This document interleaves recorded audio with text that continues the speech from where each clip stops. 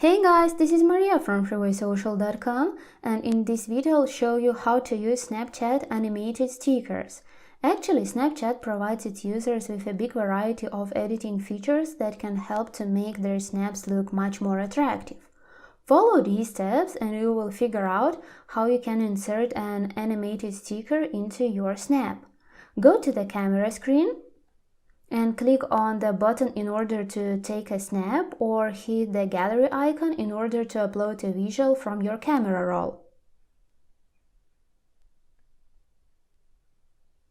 On the right, find the sticker icon and press on it.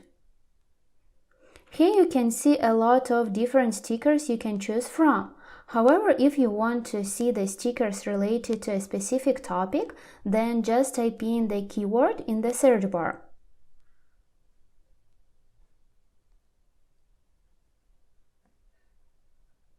Select the sticker that you would like to add to your snap.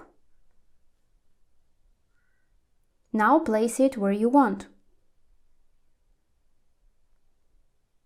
That's it. I hope this guide was helpful and you were able to use Snapchat animated stickers. Don't forget to like this video and visit us at freewaysocial.com.